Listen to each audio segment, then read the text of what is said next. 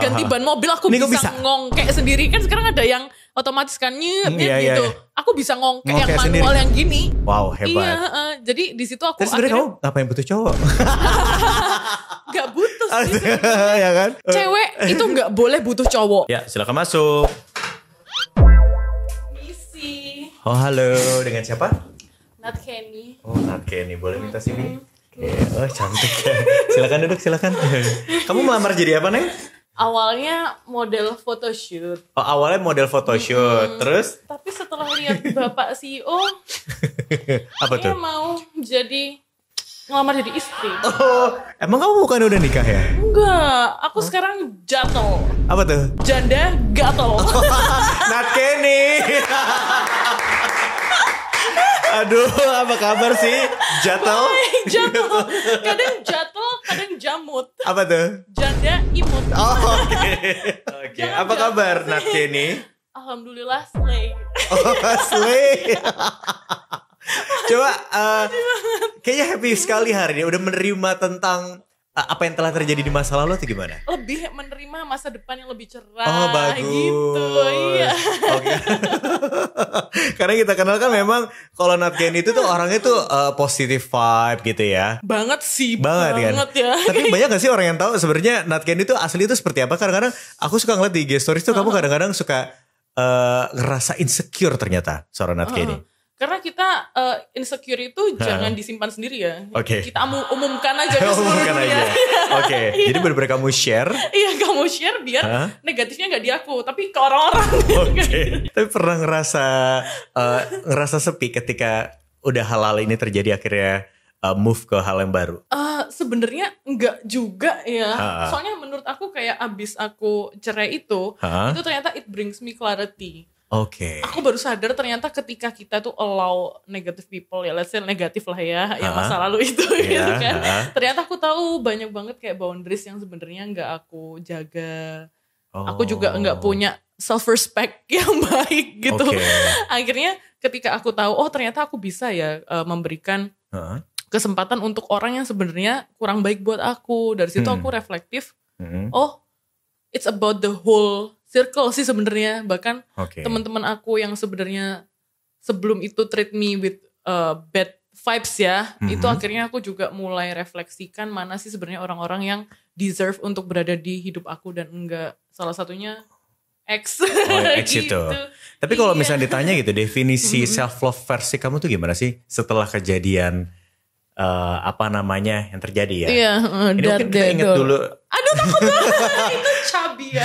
Ini pas umur kamu berapa nih? Duta lalu lintas kamu tuh polwar atau gimana sih? 17 tahun. Oh 17 tahun. Oke. Iya, pertama dapat SIM ya kan. Oh dapat SIM, ini beneran? 10 tahun yang lalu. Oke.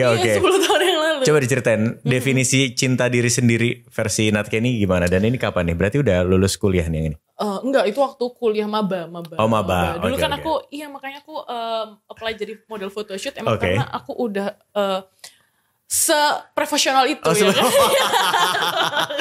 Dari 10 tahun lalu aja udah jadi gini. Iya benar. Coba ceritain. Definisi mencintai diri sendiri buat kamu tuh gimana? Meratukan diri sendiri sih sebenarnya ya. Jadi ketika kita sudah treat ourselves with positivity, kita respect dengan diri kita, akhirnya kita tahu sebenarnya kita tuh harus di-treat yang seperti apa oleh orang lain juga gitu. Misalnya kita sekarang udah biasa makan makanan sehat nih gitu kan, enak, sehat, terus minumannya juga sehat. Tapi kalau ada orang ngasih makanan basi ke kita kan udah kayak cuy gitu kan. Dilepeh ya. Iya dilepeh gitu kan. Tapi kamu pernah ngerasa egois gak dengan definisi self love? Dalam artian kayak kalau gue mikirin diri gue sendiri gitu ya, gue akan ngerasa kayak gue egois banget gak sih atau enggak? Egois itu wajib gak sih menurutku ya? Egois wajib? Wajib. Egoisnya seperti apa kalau definisi dari Nat Kenny? Egois itu wajib ya, kayak misalnya nih kita mau makanan ya makanan yang sehat, yang baik, yang paling bagus yang bisa kita afford. Ya itu kan untuk diri kita sendiri gitu. Egois untuk diri kita sendiri, tapi kalau misalnya untuk orang lain ya kita harus bisa lebih concern tentang kebaikan semua gitu. Tapi kalau untuk diri ya kita gak ngomongin orang ya, egois ya untuk diri kita sendiri. First thing first. First thing first. Karena mungkin sebelumnya Nat Kenny kan memang lumayan cukup ini ya, lumayan cukup tahu apa yang kamu mau ya. Terbukti kalau dari foto-foto ini kayaknya kamu udah tahu nih, kayaknya di umur kamu lulus SMA kamu udah jadi duta lalu lintas, terus kamu udah jadi modeling, terus sampai sekarang as a content creator. Sebenarnya enggak sih Kak. Oh ya? Itu BO. Sampai sejauh mana kamu kayak ngerasa aduh kayak gue harus kerja. Itu Soalnya kan emang aku jadi model tuh sejak aku SMA Kak. Oh, ini beneran? Dari ini. Oh, ini beneran. Ini 17 tahun kan. Oke, terus 18 tahun aku masuk teknik, which is butuh laptop dong. Butuh laptop. Okay. Nah, terus waktu itu karena orang tua aku juga ya strict mungkin ya. Jadi akhirnya aku ngerasa ya udahlah aku harus emang cari duit sendiri untuk memenuhi kebutuhan aku kayak gitu sih. Jadi dari situ kamu ya udahlah gue harus independen, cari duit, apapun ya. Pada saat itu kamu ngerasa kamu slay. Betul. Jadinya kamu berubah jadi itu ya. Jadi sebenarnya lebih ke keadaan ya. Aku memang harus butuh kepercayaan diri yang tinggi biar bisa dapet duit kan. Jadi model nggak mungkin kita malu dong. Betul. Nah, tapi kalau ngomongin tentang self love gitu ya, sebenarnya kamu udah siap belum sih ketemu sama orang baru dari transisi yang sebelumnya? Tergantung orangnya ya, saya. Tapi dulu mungkin aku masih kayak. Tapi griefnya kamu tuh udah kelar belum?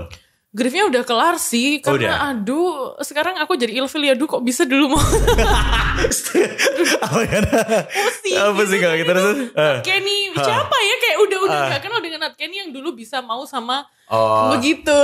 Oke. Terus akhirnya ya udah, akhirnya sekarang udah ready belum? Tapi kalau misalnya ditanya, oke deh gue pengen coba. Ready gak ready kan wanita secantik aku banyak yang oh iya benar. Tapi ready gak ready ya udah. Ready gak ready ya aku tetap harus menyeleksi mana yang oke gitu sih. Cuman sekarang aku udah punya standar yang lebih reliable dan realistis untuk masa depan aku gitu sih. Oke. Kamu kan bisa dibilang ya manusia biasa lah ya. Which is punya perasaan, tersakiti dan segala macam. Enggak, aku bukan manusia biasa, aku luar primungil. Ada gak pengen kamu sampein ke orang-orang yang pernah nyakitin kamu di masa lalu? GWS deh, karma itu jahat dia, say. Itu bener-bener kamu ngerasain itunya ya? Iya, aku GWS aja gitu. Soalnya aku tahu orang yang jahat ke aku tuh juga jahat ke semua orang. Jadi ya kita gak ngerti kan karma akan coming for you kapan ya. Jadi banyak-banyak doa aja. Tapi at least kamu udah ngelewatin all of things gitu ya. Yang tahu yang terbaik buat kamu, yang gak terbaik buat kamu. Dan at the end juga kamu sadar bahwa oh ya life is must go on ya. Moment of clarity. Tapi dengar-dengar tuh katanya kamu kan nih cewek strong ya. Karena kamu lulusan teknis. Coba kita lihat dulu fotonya kali ya. Nah, anjay.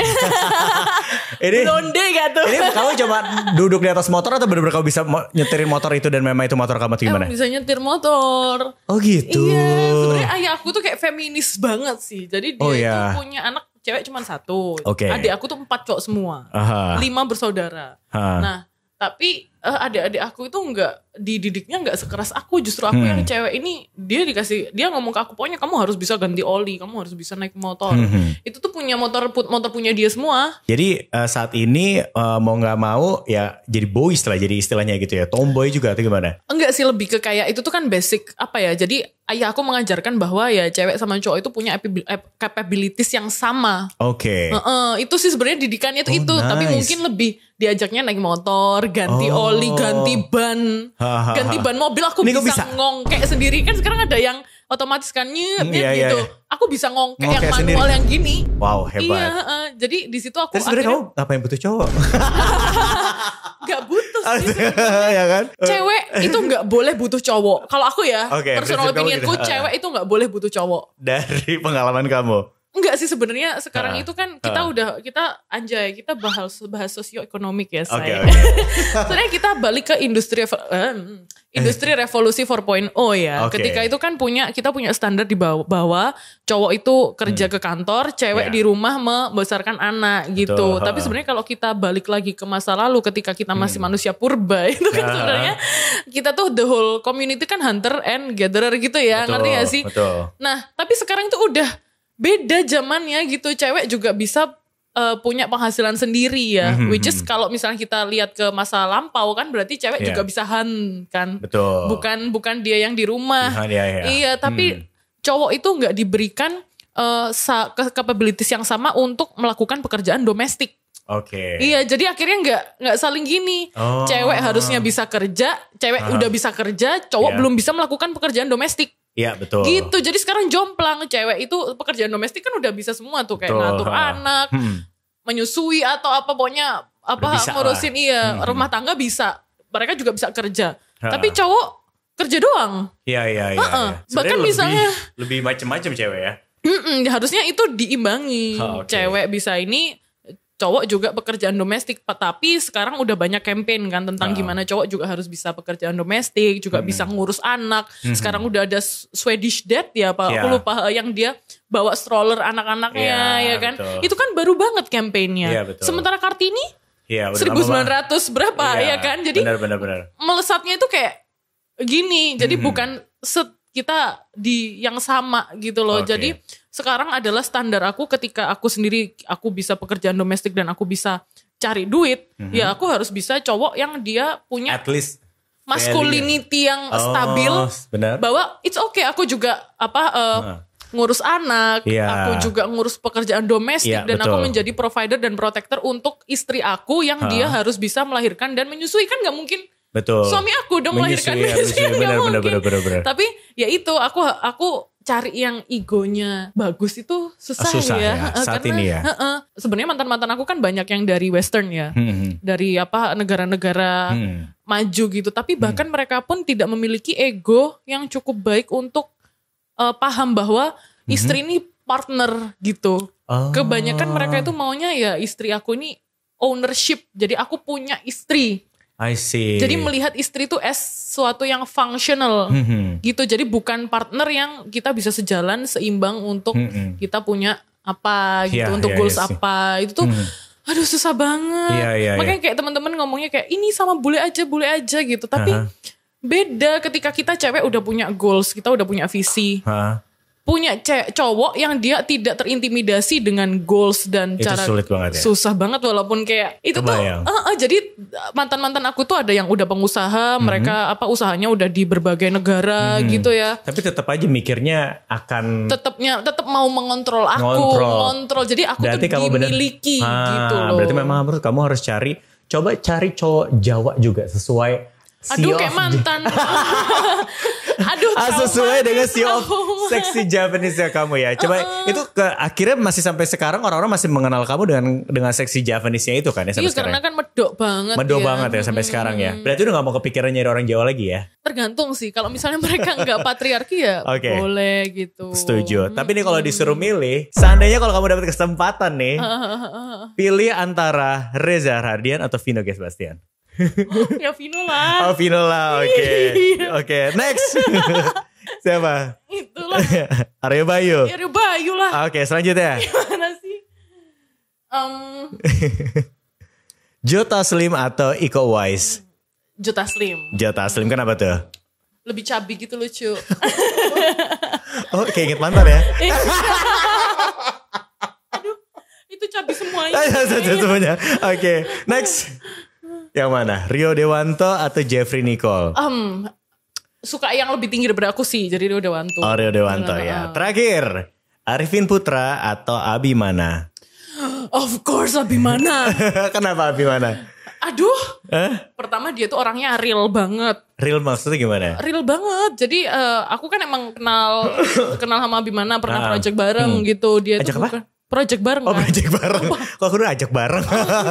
Ajak project bareng. Terus beliau ini bukan tipikal cowok kan, maksudnya di entertain banyak banget yang kegatelan ya.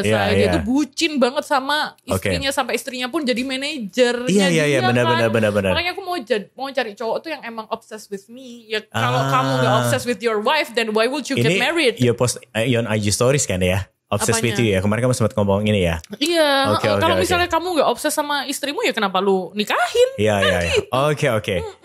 Oke, itu dia ya pilihannya ya. Tapi kalau ngomongin tentang soal harapan gitu ya, apa sih harapan kamu ke depannya nih sebagai content creator, sebagai dengerin kamu pengen buka bisnis coba. Nextnya seperti financial freedom ya say. Financial freedom itu sudah absolut, udah. Menurut kamu financial freedom itu seperti apa yang layak? Kira-kira kayak Natkin itu pengen financial freedom karena sekarang kan luxury itu udah bukan branded items ya. Aku tuh malah kepingin ini ya, lihatlah kalau IG Natkenina masih ada, itu berarti belum financial freedom. Tapi kalau udah financial freedom, IG semua sosmed hilang dari peradaban. Kenapa tuh? Ya kita bisa hilang dan kita nggak tahu kan keberadaan kita di mana gitu loh. Udah butuh pengakuan lagi ya. Udah nggak butuh pengakuan, udah nggak butuh teman-teman mungkin yang kita masih harus jilat sekarang atau gimana. Kita udah nggak ada lagi. Ya udah kita bisa live the life that we want dengan sesuai dengan hati kita. Aku soalnya kepingin kayak ke pedesaan. Aku mau bikin budidaya lele. Budaya lele. Iya, tapi ketika aset aku udah menghasilkan per bulannya 100 juta. Gitu. Jadi kamu pengen budaya lele terus ya udah. Budidaya lele tapi per bulannya tanpa aku ngapa-ngapain aku dapat 100 juta. Jadi fokus aku buat teman-teman yang pengen invest di Natkeni budaya lele, apa kira-kira next? Loh, enggak, budidaya lele itu just for hobby. Oh, just for hobby. Just for hobby. Jadi emang aku tuh mau cari gimana aku bisa menghasilkan bisnis aku tanpa jalan sendiri udah autopilot yang udah menghasilkan untuk aku minimal 100 juta per bulan. Jadi aku bisa budidaya lele. Misalnya budidaya lele, lelenya mati, meninggoy, ya udah yang lagi budidaya cupang gitu. Oke. Nah tapi pertanyaan lagi nih, kalau suatu hari nanti kamu berhenti bikin konten, kira-kira kamu pengen orang-orang tetap mengingat Natkeni sebagai sosok seperti apa? Aduh gak usah diingat deh. Jangan dong, at least si Jancu itu. Soalnya jujur ya, aku kan awalnya kayak ngerasa, mungkin kalau misalnya ya there is a price that you take when you're famous ya. Betul. Nah awalnya aku kayak seneng kan orang jadi ngerti aku gitu. Tapi ternyata ketika aku udah dikenal orang itu, orang jadi kepo bangetnya tuh sampai yang cari-cari tahu tentang kehidupan pribadi aku. Mungkin kalau Kak Ginza kan emang star ya. Star of the year gitu. Mungkin kayak, hey lihatlah. Aku Nah kalau Natkeni malah gak kayak gitu. Aku tuh gak suka Kak. Kayak misalnya, Kak aku lihat kamu lagi di mall ini ya. Itu lagi sama siapa sih Kak gini. Aku menurut itu ya price that you get from being famous kan. Tapi ya gimana, kita kan butuh itu ya. Saya untuk financial freedom ya aku masih lakukan. Betul. Ya misalnya nanti let's say aku datang ke BCA Prioritas cuman pakai katok bolong-bolong gitu mungkin ya. Gitu kan. Jadi dikiranya aku pemulung ternyata BCA Prioritas gitu. Kebayang kan? Semoga ya. Amin. Sooner or later ya. Iya. Sekarang kita masuk ke segmen challenge nih, di segmen terakhir. Apa itu? Pernah atau enggak pernah? Siap ya? Ready? Pernah atau enggak pernah kepikiran buat banting setir dari seorang content creator jadi cewek kantoran? Pernah banget lagi. Kerja di bidang apa? Agensi kreatif. Aku apply ke SC. Kedua, pernah atau gak pernah kepikiran buat menyakiti atau mengakhiri hidup kamu? 10 tahun terakhir. Masa? Iya. 10 tahun terakhir aku baru kayak kayak akhirnya aku mau hidup lagi itu.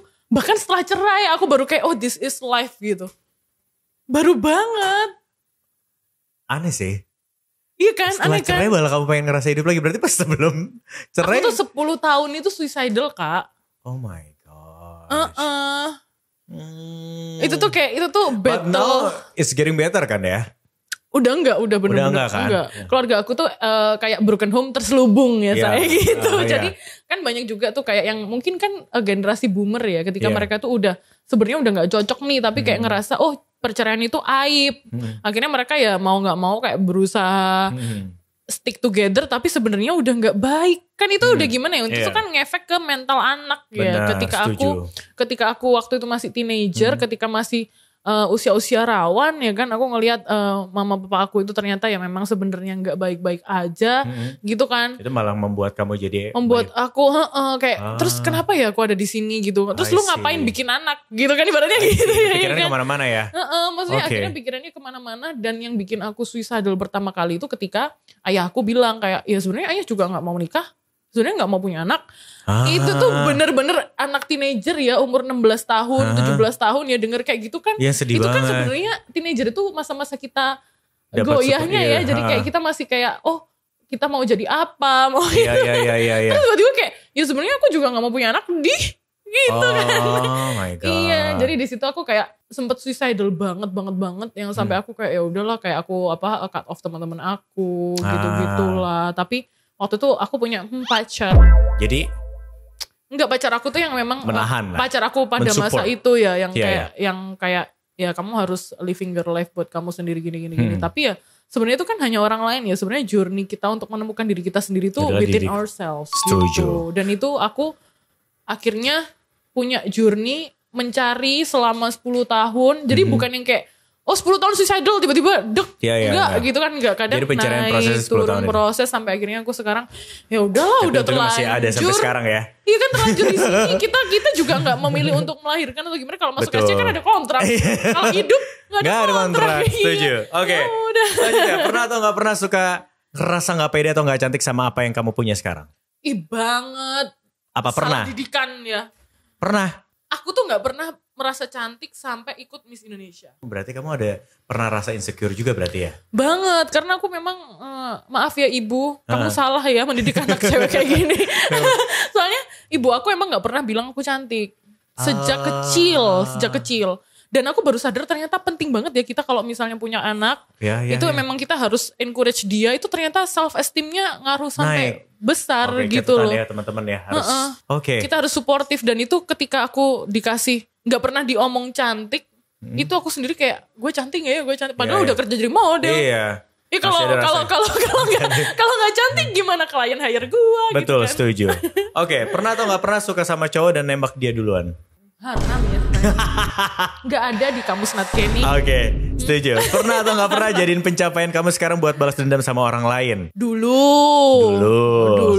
Oke. Tapi itu aku sadari ternyata kalau misalnya kita pakai, ya itu bagus untuk fuel kita untuk terus belajar. Bener. Ya. Tapi ternyata ketika kita nggak satisfied with ourselves, forward gitu ya. Forward sayang. Pesan-pesan terakhir buat teman-teman di luar sana yang mungkin pernah ngalamin ngerasa gak percaya diri, pengen coba untuk bunuh diri, pernah up and down dalam hidup. Dan aku rasa bukan hanya Nat Kenny aja. Tapi aku yakin banyak banget teman-teman di luar sana yang pernah ngalamin seperti yang saat ini Nat Kenny alami. Percaya sama Tuhan sayang. Tuhan tidak tidur. Percaya sama Tuhan. Iya aku suka banget lagi. Tuhan tidak tidur. Iya karena kita waktu itu memang titik terendah aku ya Kak. Waktu aku memutuskan untuk cerai. Itu kan bukan sesuatu yang mudah ya, karena kalau aku ingat banget sebelum kamu bicara, kamu nelfon aku loh di maghrib. Iya. Gimana lagi? Iya kan? Bapak Ginsa sudah banyak Tapi sumpah pas nelfon kamu nelfon aku tuh bilang, ini anak enteng banget mikirnya ya. Tapi aku tahu banget kamu pasti lagi dalam keadaan yang gak baik-baik aja sih pada saat itu sih. Tapi aku bilang kayak, wah ini cewek hebat banget sih. Tapi waktu itu tetap banjir endorse loh. Karena itu yang menguatkan kan BU, butuh uang karena aku harus keluar dari itu. Tapi kan memutuskan itu, dan akhirnya apa yang membuat kamu sekarang udah bisa melepaskan itu? Coba kasih pesan-pesan. Gara-gara kemarin aku difitnah, dikira ini apa sih namanya, mau masa aku difitnah mau merebut perusahaan orang gua udah punya perusahaan sendiri. Kok kayak telenovela sih Neng? Iya, ngapain gua rebut perusahaan lu? Perusahaan gua juga perlu diurusin nih, maksudnya kan gitu ya. Iya, terus akhirnya itu membuat kamu tahu gimana saya mah. It's okay. Yang penting kan masa depan kan. Oke, pesan terakhirnya gimana? Ya itu sih, percaya sama Tuhan tidak tidur. Karena ya waktu itu ketika aku titik terendah ya, ketika aku berusaha untuk diri aku sendiri, itu susah banget. Karena kan banyak yang di luar kontrol kita ya. Tapi ketika aku berpikir kayak conversation sama Tuhan, kayak ya Tuhan aku tahu aku bukan orang yang jahat gitu. Jadi aku percaya Tuhan pasti kasih aku hidup yang baik karena aku orang yang baik. Itu sih. Harus gini. Hebat, thank you Nat Kenny atas waktunya hari ini. Semoga menginspirasi, luka lama terobati. Semoga depannya. Udah gak terbebani ke depannya gimana? Aku habis heart to heart sama Pak Ginza ya. Pak Ginza aku terbebani gitu. Tapi yang penting doa aku sama doa-doa teman semua di sini pasti membuat kamu pasti harus jadi cewek yang lebih kuat lagi. Terima kasih banyak Nat Kenny.